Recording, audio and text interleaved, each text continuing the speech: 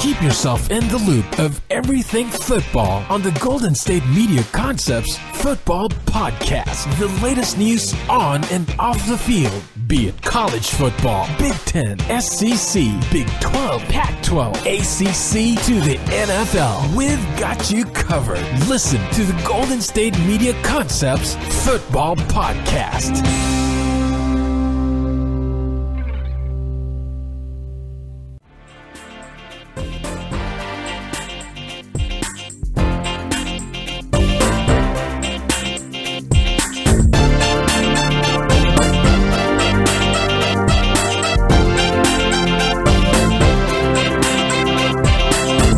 All right, and welcome to the GSMC Football Podcast. This episode is brought to you by the GSMC Podcast Network, and as always, I'm your host, Jesse Tapia. And for today's show, you can't even always want to call it Wild Card Weekend, because Wild Card Weekend just sounds the best, but it's the NFL divisional round. They really need to fix that. But obviously we're going to be talking about each of the four games and each of the four segments that we do. For starting off, we'll be doing the Vikings-Saints game. Obviously, you know why. If you got to watch it, we'll be talking about that. We're going to do it how last Monday's show was, too. We're going to talk about the teams who won going forward, what do they do, and the teams who lost, well, now what do they now do in the offseason? Because if you listen to last Tuesday's show and last Friday's show, we went through each division and talked about each of the teams that weren't in the playoffs and talked about what they needed to do offseason. So it's only fair that we do it for the teams who recently lost and now their offseason has started. All right, so we'll do Vikings Saints first. We'll do Steelers Jags second. We'll do Eagles Falcons third, and then we'll do Patriots Titans fourth. And for that fourth segment, we'll also talk about anything else going on in the world of football right now. But before I even get into that, I have a few things I need to say. All right, I was enjoying my football weekend, all right? Enjoyed how the games turned out. Went 3-1 in my picks.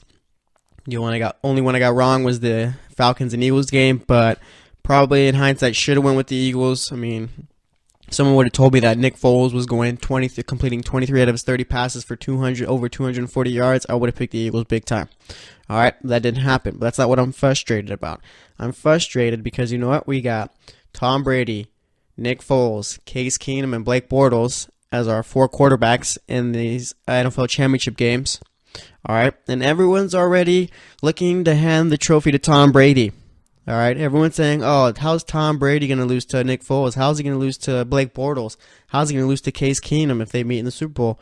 Oh, the Patriots won another Super Bowl. It's over. This is bad, yada, yada, yada. All right, we need to get through our heads. Obviously, it does not take a solid quarterback, to be successful in the league. All right, look at Nick Foles, look at Blake Bortles. Case Keenum's played well, but he's not a great quarterback by any means. All right, if you had to rank these teams as far as as the four teams that are left, as far as overall all around, who has the all around best team, it's not the Patriots. I'll tell you that much. All right, they have a terrible defensive line. Linebackers are kind of iffy. All right, defense gives up a bunch of yards. And the offense, you got Gronk. Brandon Cooks has been underwhelming. Danny Amendola plays well whenever Brady decides to throw it to him. He's only as good as his quarterback is when he's getting the ball. Deion Lewis has played well. Offensive line is nothing to write home about. Obviously, they got Tom Brady, who is the best quarterback out of these four, okay? But like I said, they're not the best team all around. They do have the best quarterback, but they're not the best team all around. Jacksonville's an all-around better team. The Eagles have a all-around better team.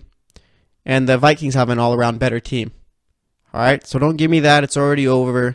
Brady's got his, sixth ring, I think it is, seventh ring, yada, yada, like I said. Okay, it's not over. All right, if I had to tell you right now, the Patriots don't match up well with Jacksonville. Okay, and I know I'm supposed to be talking about the games, not today, but throughout the week, Tuesday and Friday, but I just can't stand how people they push the narrative that's a quarterback-driven league. Yeah, I used to, but you know what? You can't tell me that when you got guys like Case Keenum, Nick Foles, and Blake Bortles in the championship games. All right? It takes a team to win it. All right? So that's all I got to say about that. If you want to pick the Patriots against the Jacksonville Jaguars and you want to make the Patriots your Super Bowl pick, that's fine. But don't act like it's something written in stone and it's already over, because it's not. I'll tell you that much right now. All right, so now that we got that through, let's talk about the craziest game of the night. It wasn't going to be the craziest game of the night up until that last play. So let's talk about it. The New Orleans Saints, they headed into Minnesota. We're going to do stats first, then we're going to talk about the game after, and then like I said, we'll talk about Saints, what they got to do the offseason, and then we're going to talk about the Vikings, what they got pretty much little tiny points about what they need to do against Philly, because we don't want to give up everything, because we got to talk about it throughout the week. All right, so New Orleans headed into Minnesota.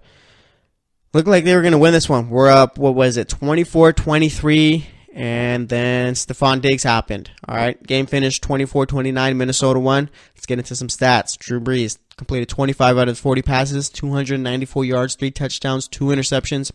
Alvin Kamara and Mark Ingram were limited once again. Kamara had 11 carries for 43 yards. Ingram had 10 carries for 25. On the receiving end, Kamara did have 4 catches for 62 yards and a touchdown. Michael Thomas, good game from him. 7 receptions, 85 yards, 2 touchdowns. Don't want to brag, but I did call that. All right, I said that the other receivers would be limited, but Michael Thomas would play well, and sure enough, he did. And I was like half right, I guess, because Ted Ginn did have 8 catches for 72 yards. As for Minnesota, you had Case Keenum with, the same exact completion and attempts as Drew Brees. Did not notice that until now. He had 25 completions out of 40 attempts. Threw for 318 yards, 1 touchdown, 1 interception. Latavius Murray, 19 carries, 50 yards and a touchdown. Jerick McKinnon, 8 carries, 34 yards and a touchdown. On the receiving end, Stephon Diggs had 6 catches for 137 yards and the game-winning touchdown, and Adam Thielen had 6 receptions for 74 yards. All right, let's talk some football. Let's do some analysis. So, if you remember from last Friday, I believe it was, I said that Minnesota was going to win, and I said, by the way, that this was my lock pick. I said, lock it down. I'm more confident in this pick than anything else. All right, I understand that they won last second, obviously, literally last second, but nonetheless, they won. I think that's 2 weeks in a row where I got my lockdown pick right. I'm almost positive week 1 for the wild card games. It was either Jaguars against Buffalo, that was my lock pick, or it was the Falcons versus the Rams as my lock pick. I want to say it was the Falcons versus the Rams because that makes me a whole lot smarter. I'm going to have to go back and listen to the show, and so are you, to find out what I said. I'm almost positive it was Falcons and Rams, though. I think it had to have been them. But either way, all right, I said lock it down. Minnesota's beating the Saints. Case Keenum did not let me down. All right, last second, Case Keenum and Stephon Diggs. It wasn't just Case Keenum, right? Stephon Diggs had to go up, catch it, turn his body, move down the field, not run out of bounds. And if you don't know what I'm talking about and you missed the game, okay, let me just give a rundown of the game for those who missed it. All right, so game starts off. I think first quarter it is. Minnesota puts up 10 points. They're looking good, playing good football. Breeze can't do nothing. I think he threw an interception in the first quarter too. Second quarter comes. Minnesota's up 17-0 again. New Orleans isn't really doing much. Breeze gets picked off twice in the first half, I think it was. That's where he got his 2 interceptions from. Like I say, Kamara, Ingram, they're not playing well. And really, New Orleans just really can't get anything going on offense. Okay, second half comes, and Minnesota almost did the whole Minnesota heartbreak thing where they just are giving it up. Third quarter comes, Michael Thomas, 14-yard touchdown pass from Drew Brees, makes it 17-7. Fourth quarter comes, Michael Thomas catches another touchdown pass from Drew Brees, which makes it 17-14 Minnesota still. Minnesota extends the lead a little bit with a Kai Forbath 49-yard field goal, makes it 20-14. Then Kamara catches a 14-yard touchdown pass with 3 minutes left, which makes it 21-20 New Orleans. Then you're like, oh, it's happening. Nope. Case Keenum drives him down the field. Kai Forbath hits a 53-yard field goal. Boom. 23-21. Minnesota's up. Did give Breeze too much time, I feel, though. And sure enough, they did. 25 seconds left. Will Lutz kicks a 43-yard field goal. It's good. 24-23, New Orleans winning. I think Minnesota had 1 timeout after that. 25 seconds left. All right. And it's 3rd and 10. I think they're out of timeouts. Yeah, 3rd and 10. And then it happens. Case Keenum drops back. All right. You have about maybe 3 Saints defenders near Stephon Diggs running down the sideline. There's a second Minnesota wide receiver right there, too. Keenum throws the ball up in the air. All right. I think it was Marcus Williams, it's P.J. Williams or Marcus Williams, the New Orleans Saints safety rookie, who played really well all season, too, by the way. Played really well.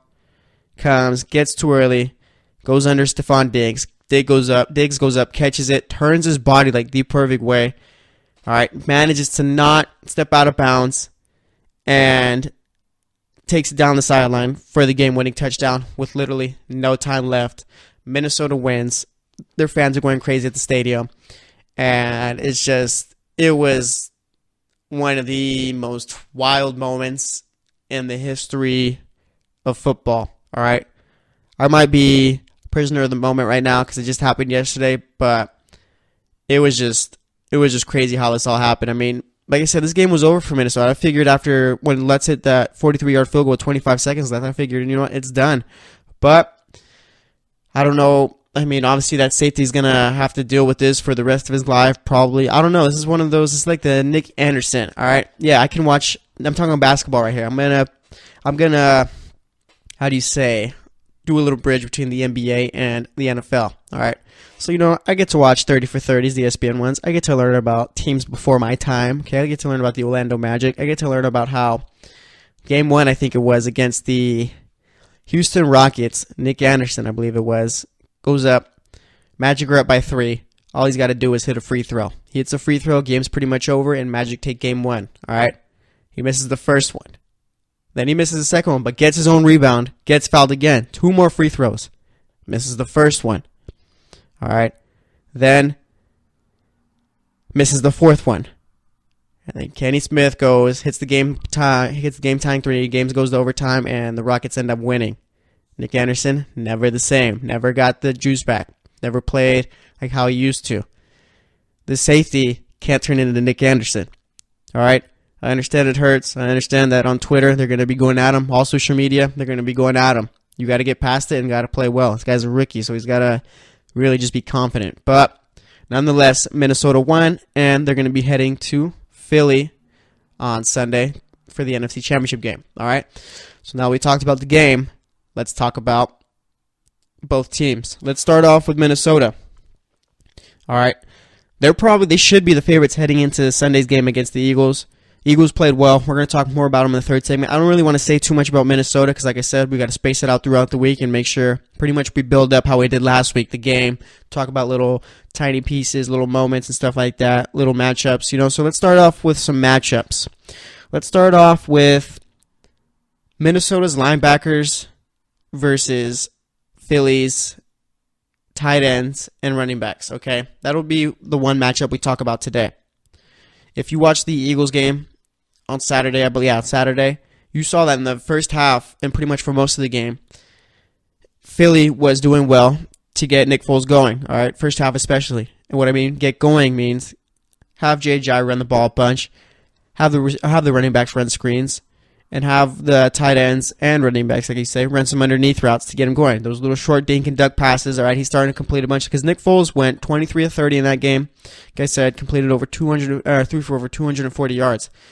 Philly probably has the best coaching staff in the league because they know what it takes to make all of their players play well. Like I said, I mean, Nick Foles wasn't throwing downfield or anything like that too much. All right, you got to get him going. You got to get him comfortable. You got to get him confident. Let him throw the tight end a bunch of times underneath. Okay, let him throw these screens to the running backs because J.J. was playing, probably had one of his best games as an Eagle so far since the trade. All right, so he played well, running the ball well, and like I said, Garrett Blount was out there, and pretty much they're just running screens underneath routes the entire time. So Minnesota's linebackers are going to have to figure out a way to cut that off, and they're going to have to force Nick Foles to throw downfield. If they do that, Minnesota's going to be in a good position to succeed. If they don't do that, then they're going to struggle, all right? So first matchup, like I said, Minnesota's linebackers versus the tight ends of Philly and the running backs. Take the underneath stuff, stop the run, and force Nick Foles to beat you throwing downfield. If you do that, you're going to be successful. All right, that's all I'm going to say about that. Now, let's talk about New Orleans. Drew Brees' contract is up. Are the Saints going to extend him? I'm sure they are. But what do they need to do this offseason? In the draft, go out, get a quarterback. Drew Brees has 2 more years left, if that. All right, you have a team with Alvin Kamara, rookie running back, Michael Thomas just finishing up his second year. All right, you got Josh Hill who played well, and you got a young defense who's starting to develop and play extremely well. You don't want to waste that because you are just going to sign Drew Brees for 2 years, and I'm estimating too that's what he's going to get from the Saints. He's going to get probably 2 more years. All right, once those 2 years are up, what do? Your team's going to be just hitting their prime. Okay, you need a quarterback to draft this year and to learn under Brees, so that way when Brees is done, there's no drop-off. I mean, I guess I can't say there's no drop-off because Drew Brees is a Hall of Fame quarterback, and you can't really expect the guy coming off the bench to go out and be that way.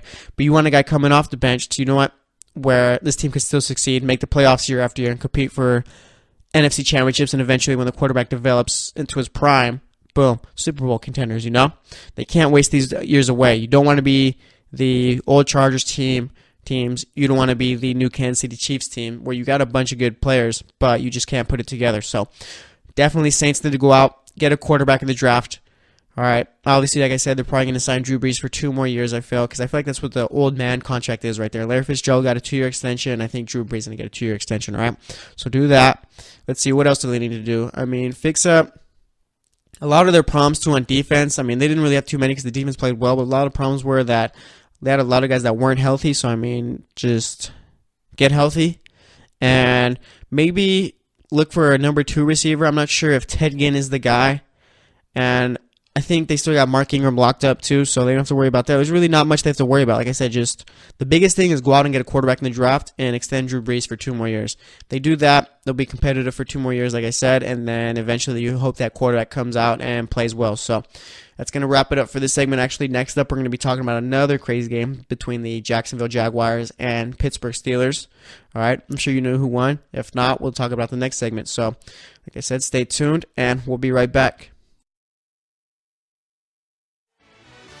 Are you looking for help for your fantasy football team? Check out the GSMC Fantasy Football Podcast. Get today's best advice on who to start, who to sit, even who you should draft. From sleeper picks to red-hot lineups, they got it all covered for you. That's gsmcpodcast.com/fantasy-football-podcast. We'll cover traditional leagues, dynasty, PPR, even IDP leagues. When you need fantasy help, there's just one show to hit up. Don't forget to like them on Facebook and follow them on Twitter. Visit gsmcpodcast.com for more info.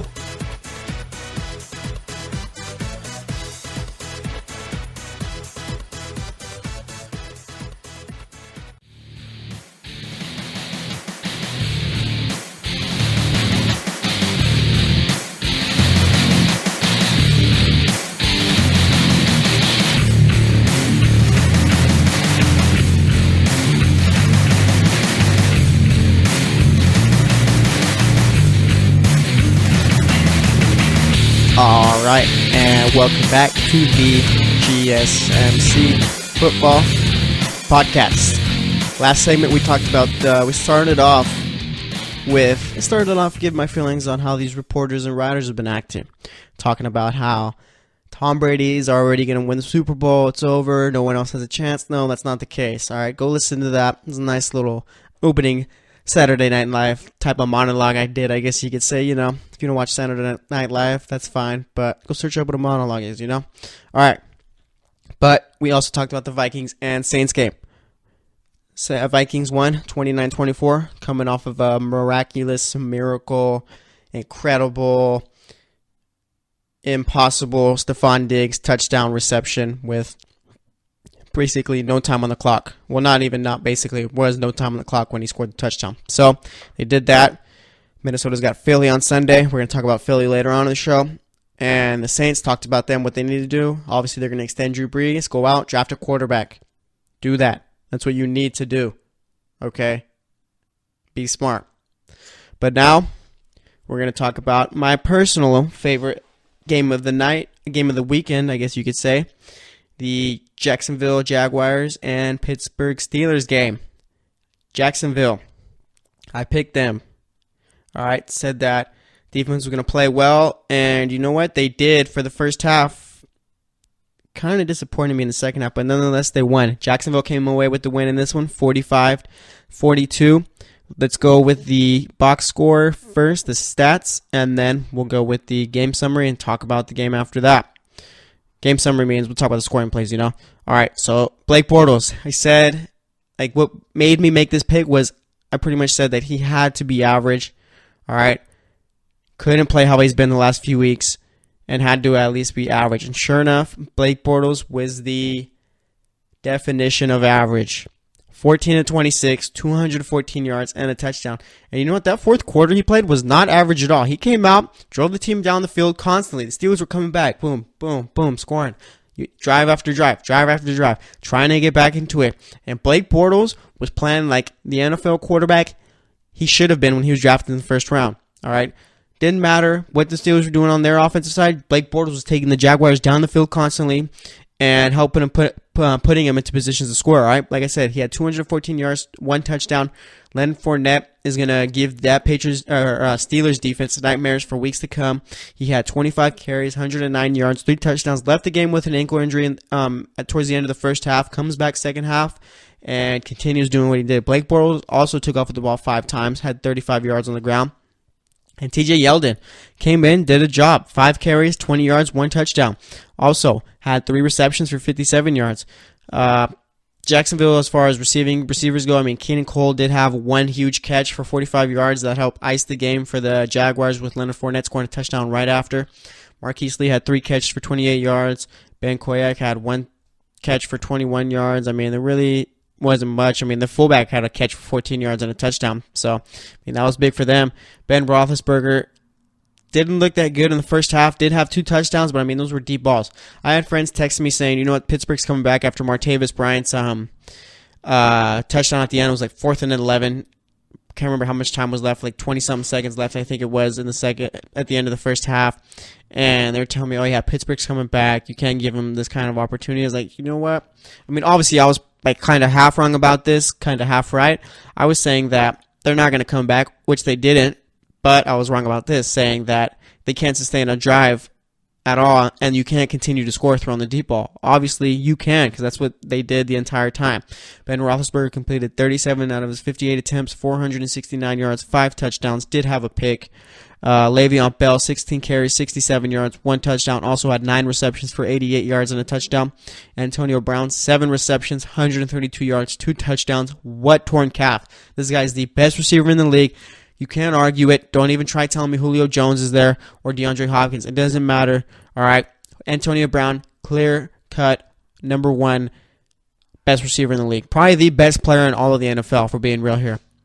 Vance McDonald, 10 receptions, 112 yards, no touchdowns, was so successful because, for the most part, Jacksonville was able to take away the deep routes, all right, the big-time throws from Ben, and force him to throw underneath. All right, Vance McDonald, like I said, was a huge recipient of that. Did well. Martavis Bryant, 2 receptions, 78 yards, a touchdown.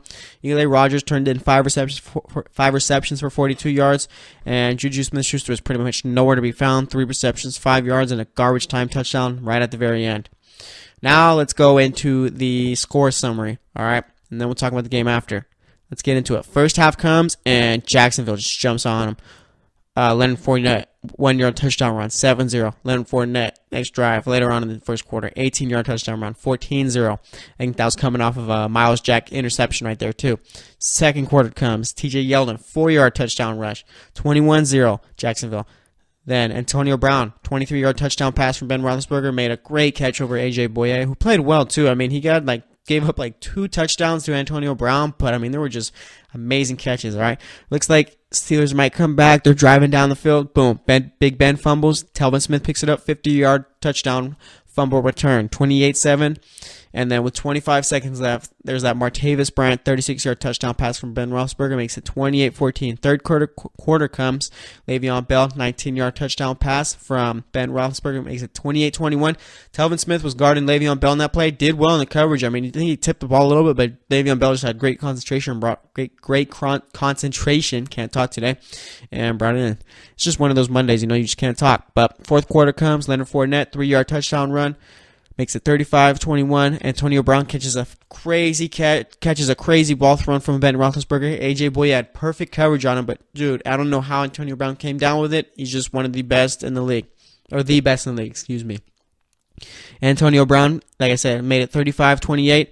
Then Tommy Bohannon, that's one heck of a name right there. 14-yard touchdown pass from Blake Bortles. That was the fullback, too. Caught it 42-28. 2 minutes left. Le'Veon Bell scores an 8-yard touchdown run. Makes it 42-35. Jacksonville still.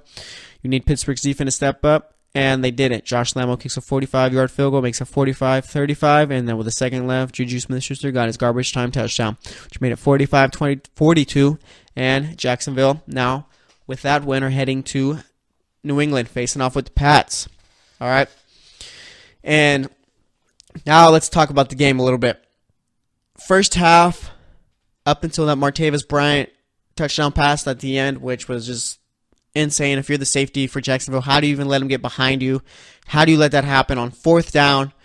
It was just disgusting coverage right there. All right. So first half, like I said, first half was all Jacksonville up until that Martavis Bryant touchdown.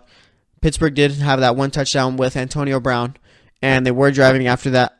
Next drive after that, they drove down the field, but Big Ben fumbles it, and like I said, Telvin Smith takes it down the field for a touchdown. After that, it's 28-7, I believe it was, and it's looking like, boom, Pittsburgh has no chance whatsoever. This is just a repeat from Week 5, and they're done. But I don't know what was said at halftime. I think Ryan Shazier came and talked to him. Had to have inspired him, honestly, because, I mean, we all know what's going on with Ryan Shazier right now. But he had to have said something to him that woke him up or something, because they come out, and this Pittsburgh defense, or Pittsburgh offense, I should say, in the second half was just unstoppable, doing whatever they wanted, driving down the field. And again, they were doing this against the number 1 defense in the league, all right? Don't tell me Minnesota is, because they're not. It's Jacksonville. I'll tell you that much right now, all right? And they're doing whatever they want against this defense, but the biggest downfall to Pittsburgh in this game was that their defense could not come up with a stop to save their life, and Blake Bortles was basically taking them down the field when he needed to. All right, Pittsburgh's defense, if they come up with probably 1 or 2 stops in the second half when they need them, then they win this game. That's all it came down to. All right, second half, I mean, like I said, this Pittsburgh team put up, let's do some quick math, 28 points in the second half. That should be good enough to win. 20 points in any game should be good enough to win, okay? But the fact that this Pittsburgh defense gave up 45 points to Blake Bortles and Leonard Fournette. And I'm not trying to make Leonard Fournette sound bad or anything like that, because he is one of the better running backs in the league already as a rookie. And Blake Bortles is the biggest thing right there, okay? Guy hasn't played well the last 3 weeks, and you let him come out and make the big-time throws against you. That Keenum Cole reception right there, that throw that Blake Bortles had, there was 2 safeties around him. And I don't know what corner in the safety, I believe. And I don't know how they let it, like, Keenan Cole goes through the, in between them and catches it. All right. I don't understand how they let that happen, but this Pittsburgh defense let this team down big time. That's what it was. All right. This all comes down to Pittsburgh's defense. Not Big Ben, not Mike Tomlin. This comes down to Pittsburgh's defense. Okay. So now that the game's over, you got Jacksonville against New England. All right. We did a little matchup type of thing for Minnesota and the Eagles. Now we're going to do a little matchup thing for Jacksonville and New England. Which matchup do I want to talk about first? I think we're going to keep going with the linebackers. It's going to be Jacksonville's linebackers versus Rob Gronkowski. Okay? What are you going to do to limit him? Obviously, it's impossible to stop Rob Gronkowski. I don't think I've ever seen Rob Gronkowski have, like, just a terrible game, you know? Not even just like a bad game, even a bad game. I don't know if I've ever seen Rob Gronkowski do that. All right, this game is going to come down to, because you know what? I'll tell you this much. Brandon Cooks, Danny Amendola, Chris Hogan, they're not going to do anything against that Jaguar secondary. I'll tell you that much right now. All right, it's going to come down to Gronk. What are those linebackers going to do against Gronk? Are they going to be able to limit him? They have to. They have no choice. I'm not sure if it's going to be interesting to see, because those linebackers are quick and they're physical. That's what you need to stop a guy like Gronk. But it's Gronk. Probably going to be the best tight end, end up being the best tight end of all time. So that's the biggest matchup right there. You stop Gronk, and you're probably going to win this game. So, I mean, like I said, it's going to be interesting to see, but see how it all plays out through the week. Got a bunch of other matchups I'm going to want to talk about. So, now that we did that one matchup, let's talk about the Pittsburgh Steelers. I don't think it's going to happen, but I've been seeing, like, just little conversations in the Twitter sphere, you know? Conversations in the Twitter sphere about Mike Tomlin's job. You think, why would that even come up?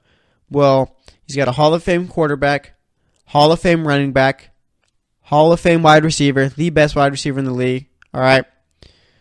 And solid offensive line, but he's only got one Super Bowl to show for it. This Steelers team should be in the Super Bowl year in, year out. I'm not sure who runs personnel decisions out there as far as drafting and all that goes. It might be Mike Tomlin, and if it is him, I say give him one more year. If he doesn't fix up that defense, then get rid of him. This team should be winning Super Bowls. They should have more than one Super Bowl to show for what they've done over the last, how long has he been there? 7 years? Okay, this team is way too good to be losing in the AFC Championship or AFC Divisional round year after year. Okay, now you gotta deal with that, all right? he's got to fix something on the defense. He's got to do something. This team needs to win a Super Bowl soon. All right? But the biggest problem is, what are they going to do with Le'Veon Bell? If I'm them, I'm locking him up. I don't care if the Steelers traditionally have never paid players the big contracts. Get over that. All right? I don't care if that's how you run your franchise. Okay? Le'Veon Bell is the best running back in the league, and there's only one other guy who can play the way he does, but not as well. All right? Todd Gurley, the only guy in the league who can rush for 100 and also come up with 100 receiving yards in a game. Not as good as Le'Veon Bell, though. I'll tell you that much. You're not going to find someone else in the league who can do what Le'Veon Bell does. And like I said, the other guy plays for LA, and he's not going anywhere anytime soon. So they need to lock up Le'Veon Bell. You franchise him. If I'm Le'Veon Bell and I get franchised, I'm not playing this year. I don't care what the fans think of me, what the Steelers organization thinks about me. I'm going to go out and get paid. So Steelers need to give that man his money because you're not going to get a Le'Veon Bell anytime soon. I'll tell you that much. All right? And as far as Big Ben, I'll tell you this. As far as the Steelers and Big Ben, I'll tell you this. Josh Dobbs isn't going to be the quarterback to succeed Big Ben. He was overrated at Tennessee. Landry Jones isn't that guy. So they need to actually find a real, true quarterback to come up and back up Big Ben for however long he's going to be left. And once he's gone, boom, ready to start. Okay? Because I'll tell you this much. Josh Dobbs was overrated. Tennessee never could get it done. He's not going to do it in the NFL. Landry Jones, I know Steelers fans can't stand him. He doesn't have what it takes. So go out, get a real quarterback. All right, Mason Rudolph is that name for teams picking in the late 20s or maybe second round, third round, to where if you need a quarterback for the future, Mason Rudolph's the guy. I've been naming that for a bunch of teams. All right, if I'm the Steelers, that might be the guy. All right, so they need to figure something out as far as quarterback goes, because obviously Big Ben, him talking about his future year after year only means that he's only got maybe 1 or 2 more years left in him. Okay, and as far as it else, that's just you got to do that. Pick up a quarterback, extend Le'Veon Bell, and fix up that defense. You do that, then it's all up to Tomlin to take you to a Super Bowl. All right, so they got to do that. And like I said, this team should be winning Super Bowls year after year. They should be what the Patriots are now. But that's all I got to say about that. Next up, we're going to be talking about the Eagles and Falcons game. So stay tuned, and we'll be right back. Check out the show that's built on the MMA, from the UFC to extreme cage fighting. They got the fights covered. Check out the GSMC MMA podcast. Get the latest news on past or upcoming fights. Join us as we talk to and about some of the biggest names in the MMA, past, present, and future. When it's the fight game, there's just one show to check out. GSMCpodcast.com/MMA-podcast. Don't forget to like them on Facebook and follow them on Twitter. Visit GSMCpodcast.com for more info.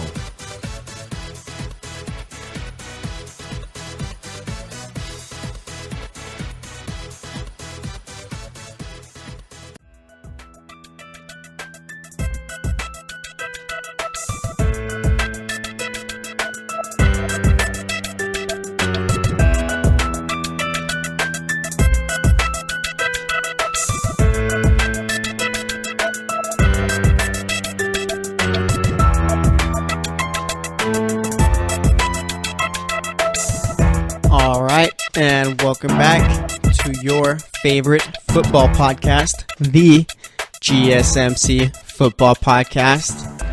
I don't have the stats to back that up, but I'm just assuming, because that's what we do in the sports business. We assume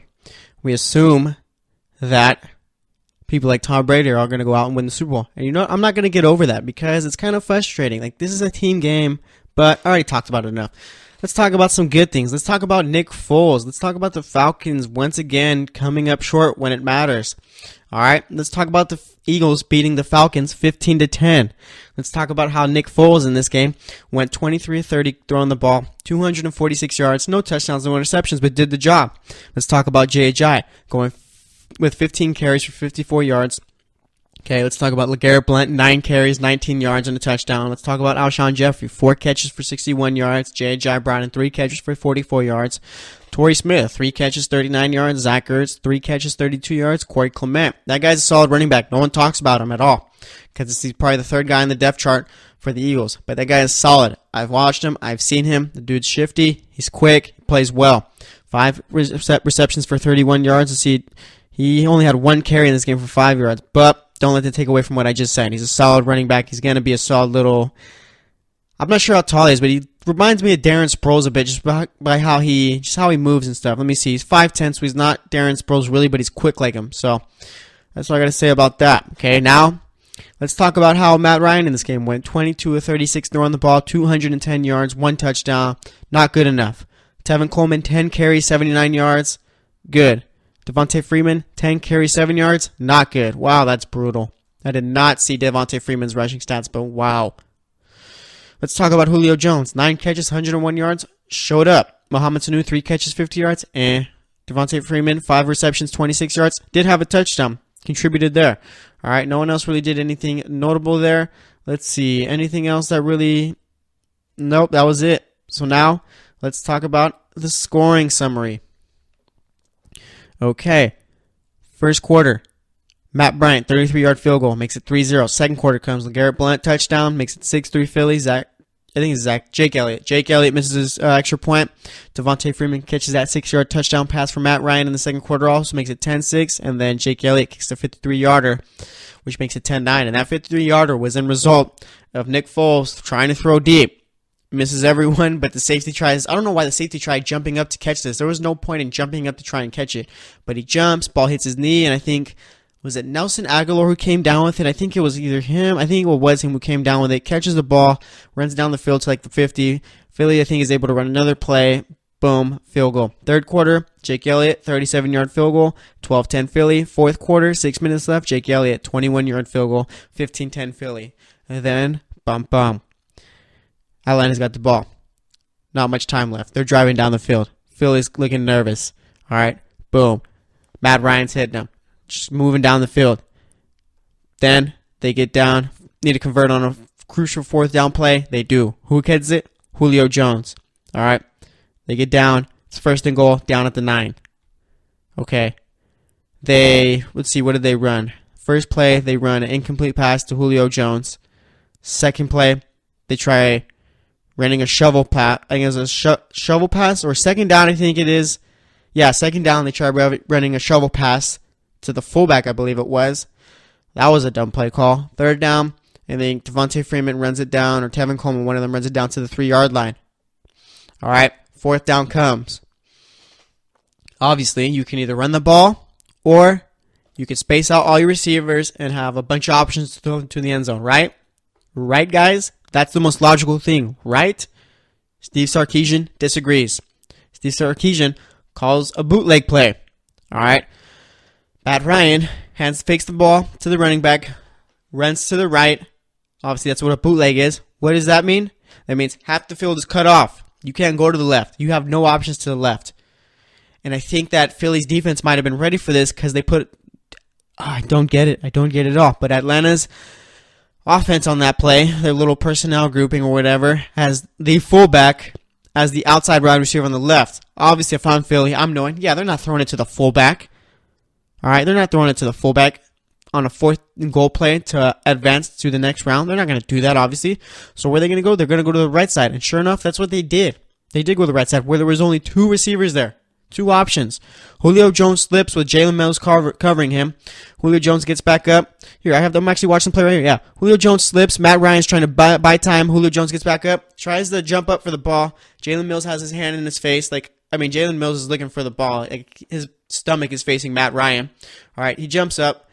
Has his hand in Julio Jones' face. And the ball goes through Julio's hands since he can't see, I'm assuming. And boom. Game over. Philly wins 15-10. I don't understand what Atlanta was thinking calling these plays on these 4 plays from first and goal. I don't get it. Steve Sarkisian, all right, all I've seen from this year, and I know I've been on him all year, but what I've seen from this offense, he doesn't know what he's doing. He doesn't know which plays to call. He doesn't know how to utilize all the talent he has on offense. All right, you got a guy like Devontae Freeman who is the best running back on your team, but you have a guy like Tevin Coleman who can go out for 10 carries, 79 yards in a playoff game. You got Julio Jones, who's probably the second or third best receiver. If I had my say, I'd probably go 4th best because I like Michael Thomas better than him. You got NFL MVP Matt Ryan from last year on your team. All right, you got Mohamed Sanu, who's a solid second year receiver. You got a guy like Taylor Gabriel, who was utilized very well last year, made a big impact, and you just can't use these weapons. I don't get it. I don't understand how underwhelming, why this offense looks so underwhelming this year. I mean, I guess I do. It's because of Steve Sarkisian, but just he completely botched this offense this entire year. And that's why they only scored 10 points in a playoff game. All right? I mean, I don't get it whatsoever, and I'm not even sure, honestly, if Atlanta brings him back next year. This was just such a bad year. You can't only score 10 points in a playoff game with those guys on your offense. It's inexcusable. All right, and I'm not trying to take anything away from Philly. Philly probably has one of the better all-around teams in the Final Four in the NFL championship games. All right, I'd still go with, if we're going all around, obviously with quarterbacks and all, I'm going with Philly probably as the second best all-around team.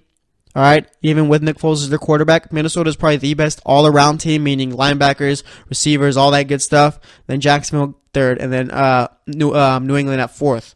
Okay, Philly is not a bad team, but for Atlanta to go out and just struggle this much on offense, and Philly does have a solid defense, but like I said, for Atlanta with all these weapons to go out and struggle that much, I mean, it's inexcusable. I'm not going to go out and say that they need to fire Steve Sarkisian because that guy probably needs that job. He's got family and all that, I'm assuming, or whatever. But maybe, hypothetically, they should look for a change. This offense should be putting up 25-plus a game, no doubt. Maybe even 30-plus a game with the weapons they got on offense, all right? But let's talk about Philly in this game. They did, like I said earlier in the show, coaching staff probably the best in the league. They made Nick Foles successful. Okay, gave J.J. the ball a bunch in the first half, or in the first quarter running the ball. All right, had him go out for screens, had him pretty much do it all on his legs. Okay, had LeGarrette Blount when they needed him run the ball. All right, as far as receivers running routes and tight ends, didn't have him running deep routes or anything like that. Why? Because you got to get Nick Foles comfortable. You got to get him confident. Had them running underneath routes, had him running the short dink and dunk routes. Foles was hitting them easy. Like I said, he finished 23 of 30 with 246 yards. He wasn't throwing bombs or anything like that. All right. He was throwing these little short routes, so you know he can complete because he's a solid backup quarterback, okay? And they just pretty much put Foles in the best position to win. Defense came out, did their job, played well, and that's pretty much ultimately why Philadelphia came out and won this game. Defense right there. All right, they only put up 15 points. I can't remember who scored, or did they even score a touchdown in this game? Let me go back and check the summary again. I know I just read it, but you know. Oh, yeah, they did. LeGarrette Blount scored the only touchdown on offense for the Eagles. And then Jake Elliott comes out. That guy's probably been one of Philly's most consistent players. I know he's just a kicker and his job is just to kick. But, I mean, what more can you ask? I mean, you got to be extremely happy when you know your kicker's going to go out and he's going to do this. All right, he's always automatic. Okay, so Philly, they just pretty much had the ultimate game plan for this game. Like I said, coaching staff is probably the best in the league by far, actually. So, I mean, now they got the Vikings. What does Philly need to do against the Vikings? Let's talk about a matchup. Let's talk about, who do we want to talk about? I've been going defense. Let's talk about Philly's offense right here. Let's talk about Zach Ertz versus Anthony Barr, and I think it's Eric Kendricks, I think. Zach Ertz needs to make himself available for Nick Foles in order for this thing to work, okay? And again, we're going to talk about other matchups. There's a bunch of them to talk about, but this is the first one. I've been going linebackers and versus tight ends and running backs a lot for the first two because that's just what it comes down to, okay? These teams are where one team is very successful, the other team on the opposite side is very successful at that same part. So linebackers and tight ends, okay, that's been the theme. All right, actually, we're probably just going to do that for the rest of the show. Just linebackers and tight ends, maybe. I don't know. I might come up with a different matchup for the Patriots next. Okay, but yeah, like I said, Zach Ertz versus Anthony Barr, Eric Kendricks, I believe his name is. I know one of the Kendricks plays for the Eagles too, I believe. So I think it's Michael Kendricks that plays for the Eagles. I can't remember exactly if I'm even getting the first names right. I know the last name's Kendricks, but nonetheless, let's get back to the point. All right, Zach Ertz versus their linebackers is going to be crucial. Zach Ertz needs to get open in order to make this game plan work once again. Okay, if like I said in the last segment, in the first segment, if the Vikings take away those underneath routes, Nick Foles is going to struggle. So Zach Ertz has to find a way to create separation and get open for Nick Foles on those little dink and dunk underneath routes. Because if not, like I said, he's going to struggle. All right, that's all I got to say about that. There's really not much to say about it. That's the biggest thing right there. Again, later on, as the week goes on, we'll talk more about different matchups. All right, but now let's talk about the Falcons. What do they need to do? Hypothetically, maybe get rid of your offensive coordinator, come up with a new one. I'm not going to say fire the guy because, like I said, it's his job. Okay? You need to do that. You need to figure... That's the biggest thing right there. That is. I'm sorry to say it, but it is. Okay? It's just, this team should be a whole lot better than what they were this season, and the fact that they weren't on offense is just frustrating. Alright? I already named who they have on offense. I'm not going to do it. I've been doing it all year.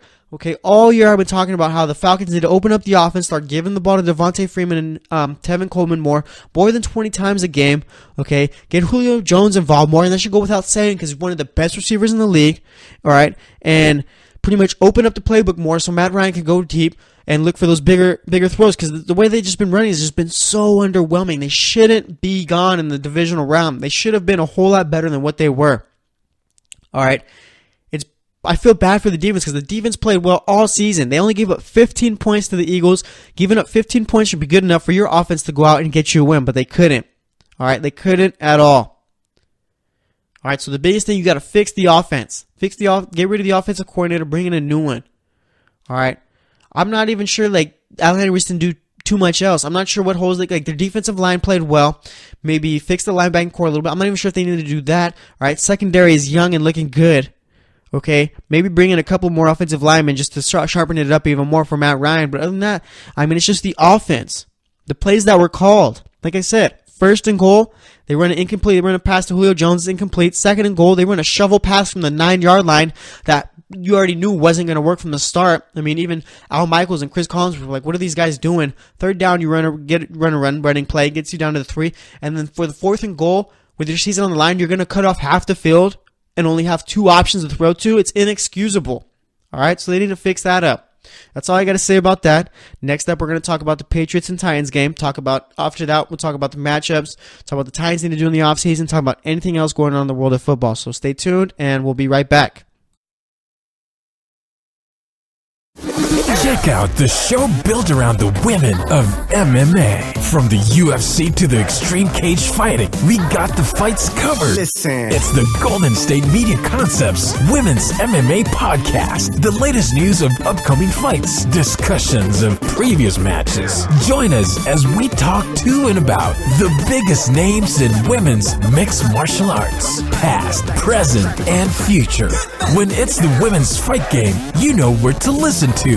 The Golden State Media Concepts Women's MMA Podcast.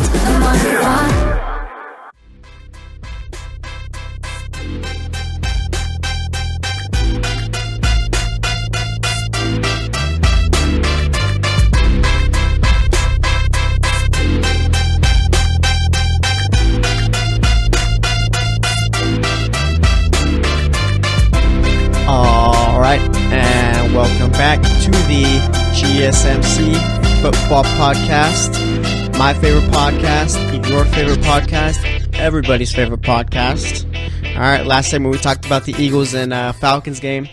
Talked about how the score is 15-10. Talked about how the Eagles need for this week against Minnesota, how Zach Ertz needs to get open, create separation in order to give Nick Foles a successful chance in this game, and talked about how the Falcons need to probably get rid of that offensive core. Or the Falcons need to get rid of that offensive coordinator, because if not, they're just wasting talent on the offensive end, all right? I went on a nice little rant about that. Got some little stress out, but we're going to be talking about the New England Patriots and the Tennessee Titans.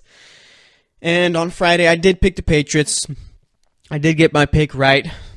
Was right about it, but you know what I said? I said, it's not going to be a blowout how everyone thinks. It's going to be close. Not like 5 points close, but 10 points close. The Tennessee's going to put up a good fight. And let's see, they did in the first quarter, I think. Once Tennessee scored their first touchdown in the first quarter, it was 7-0. And that was probably the only fight they put up, because after that, New England put up, 35 straight on them, I think it was. Let's just get into the scoring summary before we get into the stats. All right, first quarter, Corey Davis, 15-yard touchdown, 7-0 Tennessee. Second quarter comes, James White, 5-yard touchdown pass from Tom Brady, 7-7. James White, 6-yard touchdown run, 14-7. Chris Hogan, 4-yard touchdown pass from Tom Brady, 21-7. Third quarter comes, Brandon Bolden, 2-yard touchdown run, 28-7 New England. Rob Gronkowski, fourth quarter, 4-yard touchdown pass from Tom Brady, 35-7. And finally, garbage time. Corey Davis, 11-yard touchdown pass from Marcus Mariota, 35-14, game over. You notice how I did that all fast? Tennessee wouldn't be able to keep up with that because that's exactly what they couldn't do against New England. As soon as Tennessee scored, boom, New England's like, you know what, let's run up-tempo offense, and that's exactly what they did, and Tennessee had no chance whatsoever on the defensive end to stop it. All right? That's why I read it so fast, because Tennessee, I mean, they can't keep up with anything fast whatsoever. I mean, that was brutal. I mean, as far as stats go, I mean, they look kind of nice. Marcus Mariota had completed 22 out of his 37 passes, 254 yards, 2 touchdowns, also had 4 carries for 37 yards. Derrick Henry was shut down in this one. I'm sorry for those who listen to the GSMC Fantasy Football Podcast. I said he'd be a good pickup. I lied. I'm sorry. That's 12 carries for him, 28 yards. As far as the receiving end goes, Eric Decker finally showed up. 6 receptions, 85 yards. Corey Davis had a nice little here game for the rookie. 5 receptions, 63 yards, 2 touchdowns. Delaney Walker had 3 catches, 49 yards. And Rashard Matthews had 3 catches for 27 yards. Now let's talk about those New England Patriots. Tom Brady, 35 completions out of 53 attempts, 337 yards, 3 touchdowns. Deion Lewis, 15 carries, 62 yards. Brandon Bolden, 4 catches, 4 receptions. I'm talking about the running backs right here too, by the way. If I said catches for Deion Lewis, I meant carries. Brandon Bolden had 4 carries for 27 yards, 1 touchdown. James White, 4 carries, 11 yards, 1 touchdown. Let's see, receiving, Danny Amendola, 11 receptions, 112 yards. Rob Gronkowski, 6 receptions, 81 yards, and a touchdown. Deion Lewis, 9 receptions for 79 yards. Brandon Cooks, 3 receptions, 32 yards. And James White, 4 receptions, 29 yards, touchdown. And then, got to say, Chris Hogan, because he scored a touchdown. 1 catch, 4 yards. Like I said, 1 touchdown. All right, so I was watching this game, very excited, got off work, finally get to watch a football game, and it turns out it was the worst one of the weekend. All right. This game was over by the time New England scored their first touchdown. I'll tell you that much. Did not really get anything going. Just brutal for Tennessee.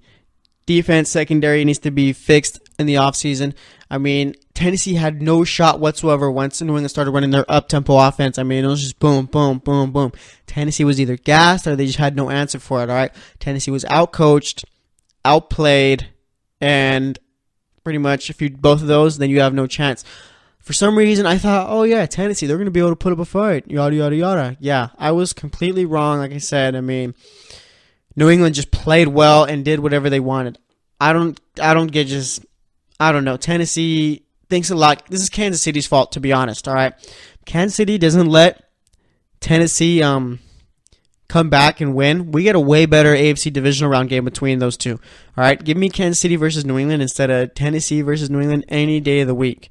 But no, we couldn't. Okay, so remember last week how Tennessee beat the Chiefs, came back. Oh, everyone's feeling good. Said, oh, we're gonna keep Mike Mularkey, and we're gonna give him an extension. You know what they do after getting blown out by the Patriots? They fire the guy. They fired Mike Mularkey. That is just, wow. If I'm a coach, why would I want to go to the Tennessee Titans when they say something one week and they say a bunch of things one week, actually, and then the next week they go out and they go back on that? All right? I mean, this is the right move, if we're being real here, okay? This is the right move, but the way they went about it, saying, oh yeah, Mike Mularkey's staying, we're committed, we're going to extend him, all that and all that good stuff, and then the next week you get blown out and, oh, we're firing Mike Mularkey? I mean, come on now. Don't be prisoners of the moment. Why? I mean, not why, but it's just, why did you do it this way? You should have never said anything after the Kansas City game, but nonetheless they did. Mike Mularkey's gone. So now they got to figure out what to do with the head coaching position, where it's looking like a bunch of other teams are going to figuring out what they're going to be doing. It looks like Matt Patricia, Josh McDaniels, and Pat Shermer are all going to be gone. Let me see if I can find. It looks like Giants are going to hire. Looks like the Giants are going to hire Pat Shermer, and it looks like the Colts are going to hire Josh McDaniels, and it looks like the Detroit Lions are getting Matt Patricia. Those are probably the 3 top names right there. Out of all the coaches, or out of all the teams that were interviewing, those are probably the 3 top names out of everyone, and now it's looking like they're all gone. So now you pretty much, I mean, it doesn't matter, I guess, because they would have been done either way, but, I mean, now you're missing out on the top 3 names. What are you going to do now? I'm not sure. You got to find a new offensive coordinator also. All right, you got to fix up your receiving core. Eric Decker not doing the job. Rashard Matthews is a solid number 3 slot guy, I guess you could say. Corey Davis looks like you might have something there, and you definitely got to fix up that secondary because, man, was that brutal. Adoree Jackson, all he's good for is running fast. He has no cover skills. You got a solid safety. I think made the All-Pro team. I think it was second team All-Pro. All right, but the rest of the secondary, you got to fix up. Defensive line played well, I guess you could say. Yeah, they did play well. Had one of the better rushing defenses in the league. Linebackers, I'm not too sure what's going on there, but they might need to fix up some holes there. So Tennessee, I mean, they got a lot to do in the draft in the offseason as far as hiring a new coach, offensive coordinator, and drafting new players in order to fix up those holes that they got on the offensive and defensive side. So, I mean, if I'm Tennessee Titans fan, I'm not too excited about next year. As for the Patriots, now they have the Jacksonville Jaguars. Let me say this. This is going to be the toughest defense, the best defense New England has faced all season long. All right? And you know what? The matchup I'm going to do for this one is Jacksonville, New England's offensive line versus Jacksonville's defensive line. If you've watched Tom Brady over, the last 16 years, you've noticed that, yeah, he is one of the better quarterbacks of all time. Yeah, he plays well. But there is a weakness to every player in this league. Tom Brady's weakness is pressure. Not game pressure or moment type of pressure. It's defensive line pressure. All right? The guy struggles mightily when there's defensive linemen in his face. And I guess you could say that works for about the majority of other quarterbacks. But you know what? When Tom Brady his pocket is collapsing, he just shrivels and goes down. Does not play well. Not accurate. None of that. Okay? That's what it's going to come down to. In order for the Patriots to have the best opportunity to win, obviously there's a bunch of other things that they can do. But if there's constant pressure on Brady's face and he's getting sacked a bunch of times during that game, pretty much having to force the ball out quick and not having time to set his feet and throw the ball, Patriots really are going to struggle big time in that game. Okay, everyone's saying that they're going to win the Super Bowl. It's already set in stone. It's over. It's not. Okay, this offensive line, the last few years has not been good. They've just been getting by, I'm guessing, just off of schemes. Okay, so they really got to figure it out against this Jaguars defensive line. I'm not sure if they're going to be able to. So that's the biggest part right there. That's the first matchup I'm going to talk about for this game, for this week. All right, Patriots offensive line versus the Jags defensive line. If they can't figure it out, then Tom Brady's going to have a bad day, and it's not going to look good for the Patriots. All right, and that's really all I got to say about that matchup right there. Like I said, as far as the Titans-Patriots game went, it was just a blowout from the start. I mean, not from the start. I mean, Titans made it a good game once it was 7-0, but after that, it was pretty much done. But like I said, Matt Patricia looks like he's going to the Lions. Looks like the Giants are going to get Pat Shurmur. And it looks like the Colts are going to be getting Josh McDaniels. And it looks like John Gruden is adding to his staff still. It looks like he's going to be bringing back Tom Cable to run his offensive line. I don't think there's anything else going on in the world of football right now. College football is currently in its hibernation mode. Everyone's doing recruiting, signing players, so we just got to wait for all that. That's actually going to wrap it up for today's show. All right, first off, we talked about how, you know what? There is a chance where Tom Brady does not go to the Super Bowl this year, and we need to start acting like these other teams have a chance, all right? We also talked about the Vikings and Saints game in the first segment. We talked about Pittsburgh versus Jacksonville in the second one. Talked about Philly versus Atlanta in the third. And for this one, as you've heard, we talked about the Patriots-Titans game, talked about how Titans fired Mike Mularkey, and we talked about how for one of the matchups between the Patriots and Jags, Patriots offensive line needs to do well against this Jacksonville Jaguars defensive line. Otherwise, they're going to struggle big time as far as I'm talking about the Patriots offense. So that's going to wrap it up for today's show. Tomorrow we'll be back talking about other matchups, talking about other things going on in football. So once again, this is the GSMC Football Podcast. I'm your host, Jesse Tapia. Thanks for listening. We'll be back tomorrow, so stay tuned, and we'll talk to you later. You've been listening to the Golden State Media Concepts Football Podcast, part of the Golden State Media Concepts Podcast Network. You can find this show and others like it at www.gsmcpodcast.com. Download our podcast on iTunes, Stitcher, SoundCloud, and Google Play. Just type in GSMC to find all the shows from the Golden State Media Concepts Podcast Network, from movies to music, from sports to entertainment, and even weird news. You can can also follow us on Twitter and on Facebook. Thank you, and we hope you have enjoyed today's program.